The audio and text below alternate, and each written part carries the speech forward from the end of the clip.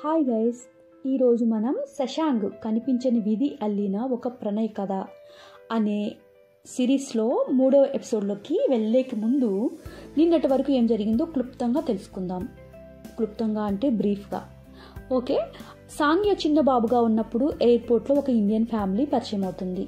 వాళ్ళిద్దరికీ కొంచెం క్లోజ్నెస్ పెరుగుతుంది. అలా ఎవరి పాటికి వాళ్ళు వచ్చేస్తారు. అయినా కూడా వాళ్ళ బంధం నిలిచిపోతుంది. అనుకోకుండా సాంగ్యో కొంచెం పెద్ద అయినాక కారులో వెళ్తుండగా వాళ్ళ నాన్న కారుకి యాక్సిడెంట్ అవుతుంది. అతనికి ఆపరేషన్ చేయాల్సిన క్రిటికల్ పరిస్థితిలో ఉన్నప్పుడు సాంగ్యో వాళ్ళ అత్తయ్య అంటే చీసాంగ్ వాళ్ళ సిస్టర్ ఆపరేషన్కి ససేమిరా ఒప్పుకోదు.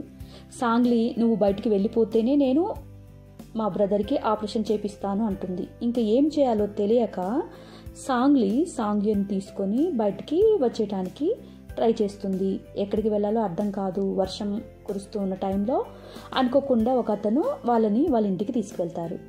అతని పేరు మిన్హో వైఫ్ జిన్హో మరియు అతని కొడుకు ఈవోన్ సాంగ్లీని చాలా మంచిగా చూసుకుంటారు. వాళ్ళందరూ చుట్టుపక్కల ఉన్న పిల్లలతో కలిసి చిన్నప్పటి నుండే ఆటలు పాటలతో పాటు మంచి సంగీతం నేర్చుకుని పాప్ సింగర్స్ అవుతారు. వీళ్ళకి వాళ్ళ సార్ యమాసాన్ అని ఒక జపనీస్ అతను వీళ్ళకి మంచిగా తోడు ఉండి మంచి పాప్ సింగర్స్ అవడానికి కృషి చేస్తాడు. వాళ్ళకి ఒక కంపెనీని కూడా ఏర్పాటు చేస్తాడు. అలా వీళ్ళు పెద్ద అయిపోతారు. అలా పెద్ద అవుతుండగా నెక్స్ట్ ఏం జరగబోతుంది అనేది ఇప్పుడు మనం 3వ ఎపిసోడ్లో చూడబోదాం. సరే, ఈరోజు ఎపిసోడ్లోకి వెళ్దామా? సాంగ్యో ప్రతి దాంట్లో పాల్కి పోటీ అవుతున్నాడని తాను భావించేవాడు. కాల్విన్ సాంగ్యో పోటాపోటీగా చదివేవారు. మరియు కొన్నిసార్లు బైక్ రేస్లో సాంగ్యోని ఓడించగలిగేవారు ఎవరైనా ఉంటారు అంటే కాల్విన్ మాత్రమే. అందుకని పాల్ కాల్విన్ని ఇంకా ఇష్టపడేవాడు. ఎందుకంటే సాంగ్యోని ఓడిస్తున్నాడు కాబట్టి. కాల్విన్ ఒక అనాథ అవటం వలన ఆ కాలేజీలో ఒక పాల్ తప్ప అతనితో ఎవ్వరూ మాట్లాడేవాళ్ళు కాదు. కాల్విన్ రూపురేఖల్లో చూడటానికి అచ్చం సాంగ్యోలాగే. అసలు ఎవరైనా చూశారు అంటే సాంగ్యోకి అన్నయ్యే అనేలాగా ఉండేవాడు. సాంగ్యో సహజంగానే ఎవరితో మాట్లాడు కాబట్టి కాల్విన్తో కూడా మాట్లాడేవాడు కాదు. అప్పుడు పాల్, వాడికి పొగరు కాబట్టి నీతో మాట్లాడడు, వాడికంటే నువ్వే గొప్ప అని వాడికి తెలుసు, అందుకే నీ మీద కోపం ఈర్ష్యతో ఉంటాడు అని కాల్విన్తో చెప్పేవాడు.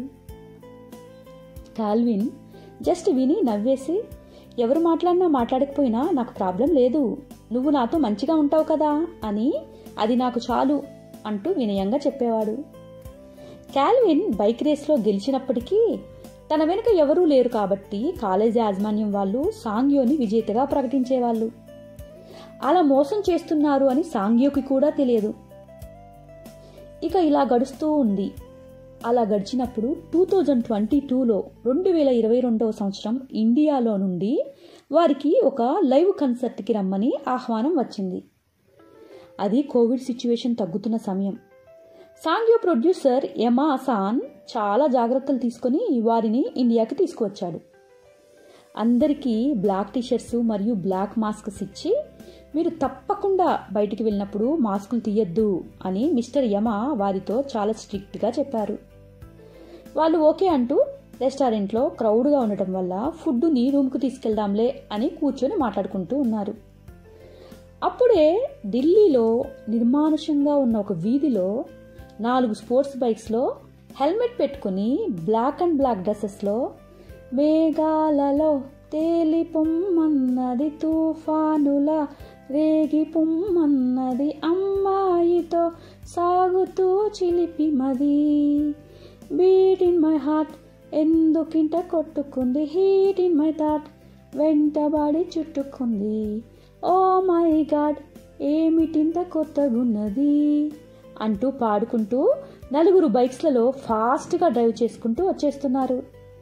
అంత ఫాస్ట్గా డ్రైవ్ చేసుకుని సిటీలోకి రావడం వల్ల ట్రాఫిక్ పోలీసులు గమనించి వారిని పట్టుకోవడానికి ట్రై చేశారు. పై అధికారికి కాల్ చేసి, సార్ 4 అబ్బాయిలు స్పోర్ట్స్ బైక్స్తో రేస్ పెట్టుకుంటున్నారు అని చెప్పారు. వారి పై అధికారి సీసీ కెమెరాలో వారిని గమనించాడు. వాళ్ళు స్పోర్ట్స్ బైక్స్ని ఒక పక్కకు ఆపి హెల్మెట్స్ని తీసి పక్కకు పెట్టారు. అప్పుడు 4 అబ్బాయిలు కాదు, ఒక అమ్మాయి కూడా వారిలో ఉందని గమనించారు. ఆ పై అధికారి ఆ సీసీ కెమెరాలో వారిని గమనించి వారిని వదిలేయండి అని ట్రాఫిక్ పోలీసుతో చెప్పాడు. ఆ నలుగురు మాస్కులు పెట్టుకొని ఉండటం వల్ల వారి ముఖాలు కూడా పోలీసులు చూడలేకపోయారు. అక్కడ ఉన్న ఒక పెద్ద యూనివర్సిటీలో ఎలక్షన్స్ జరుగుతున్నాయి. ఒకవైపు తీవ్రమైన గొడవలు జరుగుతున్నాయి. 2 టీమ్స్ ఒకరి మీద ఒకరు గొడవ పడుతున్నారు. యూనివర్సిటీ స్టూడెంట్స్ని ఆపటానికి పోలీసులు కూడా చాలా కంట్రోల్ చేశారు. అయినా కూడా వాళ్ళు ఎక్కడ తగ్గట్లేదు. ఇక కంట్రోల్ చేయలేకపోతున్నాం అన్నట్లు పోలీసులు విసిగిపోయారు. ఈ 4 స్పోర్ట్స్ బైక్స్ నేరుగా యూనివర్సిటీలోకి వెళ్ళి ఆపి ఎదురుగా ఉన్న స్టేజ్ పైకి ఎక్కి మైక్స్ తీసుకుంటూ పంతం పంతం మీద నాద హై అని పాట స్టార్ట్ చేయగానే అక్కడ ఉన్న వాళ్ళంతా సైలెంట్ అయిపోయారు. స్టూడెంట్స్ అందరూ హే హే క్యాంపస్కి సీతూ టీం వచ్చారు అని 2 టీమ్స్ కలిసిపోయి పాట వినటానికి సిద్ధమయ్యారు. సీతూ టీం హే పంతాలు ఉండాలి కానీ గెలుపు ఓటమి ఏదైనా టేక్ ఇట్ ఈజీగా తీసుకోవాలి. మీరు మీ గొడవలు మాని కలిసి మెలిసి ఉంటాము అంటే మీకోసం ఒక పాట పాడతాం, లేదంటే చెప్పండి ఇప్పుడే వెళ్ళిపోతాం అని స్టూడెంట్స్ వైపు చూసి అరిచారు. స్టూడెంట్స్ అందరూ ఒక్కసారిగా పాడండి పాడండి అని పెద్ద పెద్దగా అరిచారు. Seethu team okay are you ready guys అంటూ Urvashi Urvashi take it easy Urvashi అనే పాటని పాడారు. స్టూడెంట్స్ అందరూ కూడా టేక్ ఇట్ ఈజీ పాలసీ అంటూ వారితో పాటు హమ్ చేస్తూ పాడారు. పాట అయిపోగానే Seethu I love you we love you అంటూ కేకలు పెట్టారు. సీతూ టీం బాయ్ చెప్తూ బైక్స్ వేసుకొని అక్కడి నుండి వెళ్ళిపోయారు. ఆ బైక్ రైడర్స్ సీతూ టీం సాంగ్య ఉన్న రెస్టారెంట్ ముందే బైక్స్ ఆపి ఆ రెస్టారెంట్లోకి వెళ్ళారు. అక్కడ ఓన్లీ విఐపికి ఎంట్రీ మాత్రమే ఉంది. చాలా రిస్ట్రిక్టెడ్గా ఉంది. అందరూ మాస్కులు పెట్టుకుని ఉండటం వల్ల సెక్యూరిటీ వీళ్ళని ఆపారు. వీళ్ళ ఐడి చూడగానే నమస్తే చేసి లోపలికి పంపించేశాడు. బ్లాక్ అండ్ బ్లాక్ డ్రెస్ అమ్మాయి నేను తినడానికి ఏమైనా తీసుకువస్తాను, మీరు ఇక్కడే కూర్చోండి అని పైకి లేచింది. హే అందరికీ వెజ్ ఫ్రైడ్ రైస్ ఓకే కదా అని వెనక్కు తిరిగి అడిగి అప్పుడే ముందుకు వెళ్ళబోతుంది. యమా టీం అక్కడికి ముందుగానే వచ్చి ఫుడ్ కోసం ఆర్డర్ చేసి వెయిట్ చేస్తున్నారు కదా. అక్కడ ఈవోన్ మ్యూజిక్ పెట్టుకుని కాలు దూరంగా చాపి ఇయర్ ఫోన్స్లో సాంగ్స్ వింటున్నాడు. సాంగ్యో హే అలా కాలు దూరంగా పెట్టకు, ఎవరైనా తగిలితే పడతారు అన్నాడు. ఈవోన్కి తాను చెప్పిన మాటలు వినిపించలేదు. పట్టించుకోకుండా పాటలు హమ్ చేసుకుంటూ వింటూ ఉన్నాడు. అప్పుడే ఇటువైపు చూడకుండా వెనక్కు తిరిగి వారి వైపు మాట్లాడుతూ వస్తున్న ఆ బ్లాక్ డ్రెస్ అమ్మాయి ఈవోన్ కాలుకు తగిలి సాంగ్యో మీదకి పడబోయింది. అమ్మాయి తన మీద పడకుండా 2 చేతులతో ఆపటానికి ప్రయత్నం చేస్తూ తన 2 చేతుల్ని అడ్డుగా పెట్టాడు సాంగ్యో. అనుకోకుండా అమ్మాయి మీద చెయ్యి వేశాడు. సాంగ్యో చేతి వేళ్ళు అమ్మాయికి తగలకూడని చోట తగిలాయి. ఇంకేముంది, ఆ అమ్మాయి మాస్క్ పెట్టుకుని ఉండటం వల్ల అమ్మాయి ముఖంలో కళ్ళని మాత్రమే చూడగలిగాడు. ఆ కళ్ళు ఎంత ఆకర్షణీయంగా అనిపించాయి అంటే వెంటనే ఆ అమ్మాయి ఒక్క క్షణం కూడా ఆగకుండా సాంగ్యోని చంపకేసి లాగి కొట్టింది. ఈవోన్ వెంటనే షాక్ అయి లేచి హే హే హే తనదేమి తప్పులేదు, నేనే కాలు అడ్డుగా పెట్టాను అని అమ్మాయి వైపు చూస్తూ ఇన్ఫార్మ్ చేశాడు.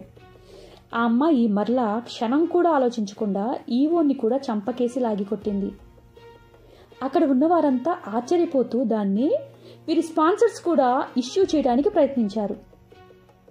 సాంగ్యో వెంటనే వారి ముందుకు వెళ్ళి తనదేమి తప్పులేదు, మాదే తప్పు అని కూల్ చేసి వెరీ సారీ మిస్ అని ఆ అమ్మాయికి చెప్పాడు. అమ్మాయి ఫ్రెండ్స్తో కలిసి కోపంగా అక్కడి నుండి వెళ్ళిపోయింది. ఈవోన్ దవడని సరి చేసుకుంటూ బాబోయ్ ఆ అమ్మాయి చెయ్యి ఏంటి ఇంత స్ట్రాంగ్ అన్నాడు.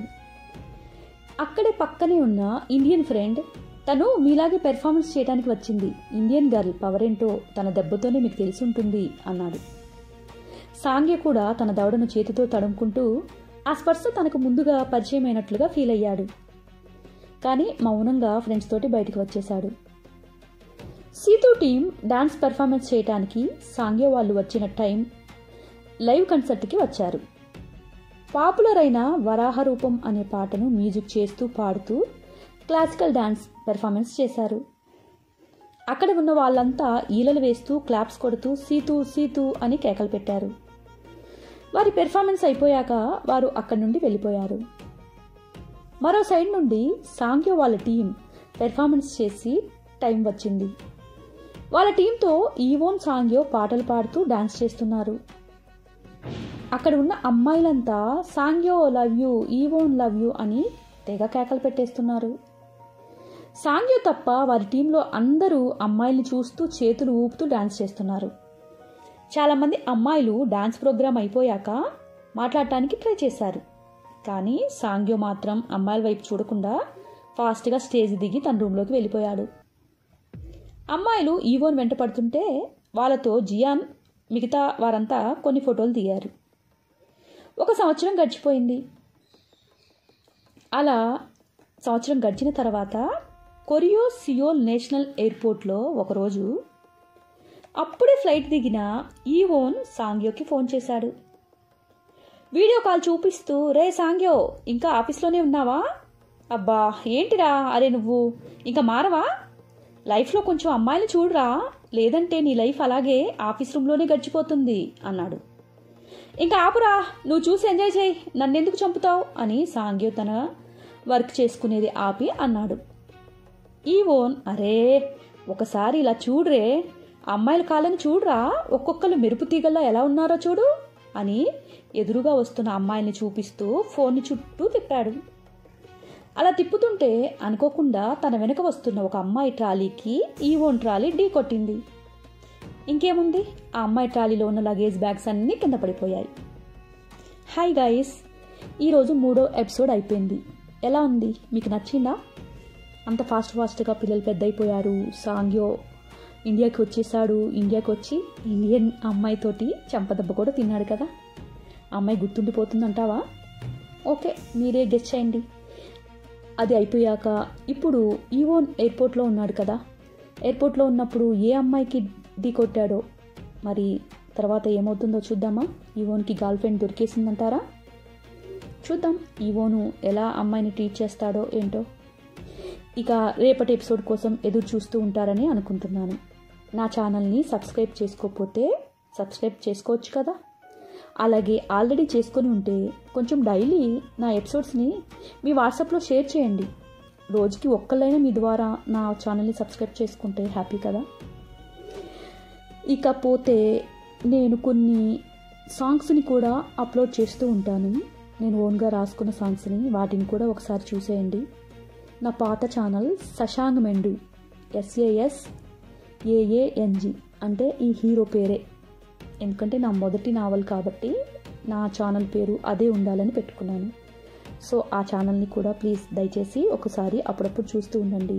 లైక్ అండ్ కామెంట్ చేస్తే నాకు చాలా అంటే చాలా హ్యాపీ బూస్టింగ్లా ఉంటుంది.